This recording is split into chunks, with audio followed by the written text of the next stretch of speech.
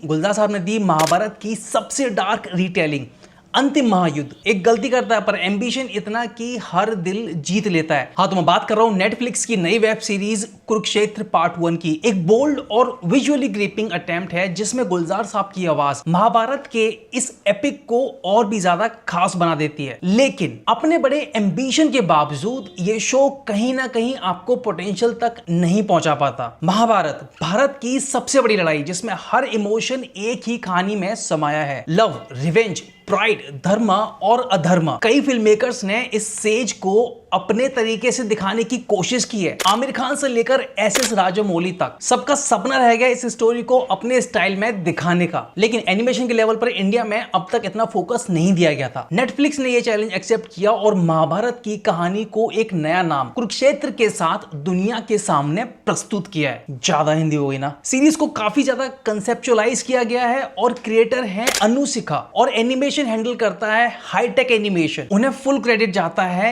इतनी ग्रैंड और powerful imaginary creation करने के लिए। सबसे बड़ी बात, मेकर्स ने टाइटल महाभारत न रख के कुरुक्षेत्र डिसाइड किया। एक ऐसा नाम जो पूरे युद्ध का एसेंस बताता है। कुरुक्षेत्र पार्ट 1 महाभारत के 18 दिन के युद्ध को 18 वॉरियर्स के नजरिए से दिखाता है। हर एपिसोड एक नया पॉइंट ऑफ व्यू, एक नई इमोशनल कॉन्फ्लिक्ट और एक नया मॉरल डिलेमा लेकर आता है। ये एक एम्बिशन और लेयर्ड स्टोरी टेलिंग अप्रोच है जो इस एपिक को और ह्यूमन टच देती है। एक सीन में द्रौपदी का डायलॉग दिल छू जाता है। 5-5 पतियों की पटरानी जिसे खेल खेल में आपने दासी कर लिया, उसे अब और क्या देना शेष है महाराज। ये लाइन युधिष्ठिर के गिल्ट और द्रौपदी के गुस्से दोनों को एक साथ पोर्ट्रे करती है और यहीं से कुरुक्षेत्र एक रिवेंज ड्रिवन और इमोशनली चार्ज नैरेटिव बन जाता है। एनिमेशन का लेवल जेन्युइनली काफी इंप्रेसिव है। बैकग्राउंड ग्रैंड है, कैरेक्टर्स एक्सप्रेसिव है और बैटल सीक्वेंस सिनेमैटिक फील देता है। ये शो प्रूव करता है कि इंडियन एनिमेशन सिर्फ किड्स के लिए नहीं बल्कि मैच्योर स्टोरी टेलिंग के लिए भी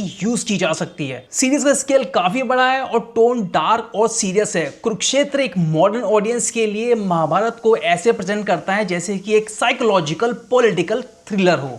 यूजुअली महाभारत की रिटेलिंग द्रौपदी, कर्ण या कुंती के नजरिए से होती है, लेकिन कुरुक्षेत्र ने ये लिमिट तोड़ दी। ये शो साइड वॉरियर्स के कॉन्फ्लिक्ट और डिलेमा पर फोकस करता है। स्टोरी के अंदर मल्टीपल एंगल से 18 कैरेक्टर्स, 18 मॉरल स्ट्रगल। ये अप्रोच स्टोरी को और भी ज्यादा लेयर्ड बनाती है।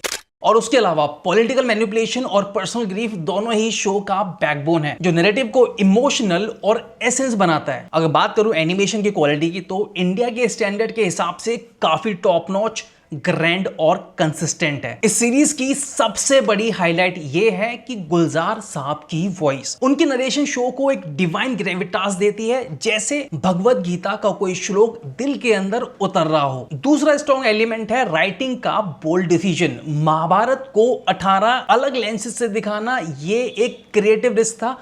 स्टोरी कभी कभी अपने मैसिव स्ट्रक्चर के नीचे दब जाती है। एनिमेशन की कुछ फ्रेम्स काफी अनइवन लगते हैं। सीरीज की पेसिंग काफी जगह पर आपको इनकंसिस्टेंट लगेगी।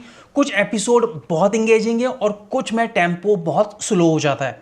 कुरुक्षेत्र पार्ट 1 एक बोल्ड, एम्बिशियस और विजुअली स्टन अटेम्प्ट है महाभारत को नए अंदाज में दिखाने का। गुलजार साहब की नरेशन इसको एक सोलफुल एक्सपीरियंस बना देती है। हाँ, शो कुछ प्लेसेस पर अपनी एम्बिशन से पीछे रह जाता है, लेकिन उसके विजन और स्टोरी टेलिंग का स्केल को देखते हुए ये डेफिनेटली एक वर्थ वॉचिंग सीरीज है। अगर आपने कुरुक्षेत्र सीजन 1 ऑलरेडी देख लिया है तो आप मुझे बताओ आपको क्या अच्छाई लगी और क्या बुराई लगी। अगर आपको ये वीडियो पसंद आई तो वीडियो को लाइक कर देना, शेयर कर देना और चैनल को सब्सक्राइब भी कर देना। मैं आपसे मिलता हूं अगली वीडियो में। तब तक के लिए जो मन में आए वो करो, पर ये सीरीज एक बार जरूर देखो।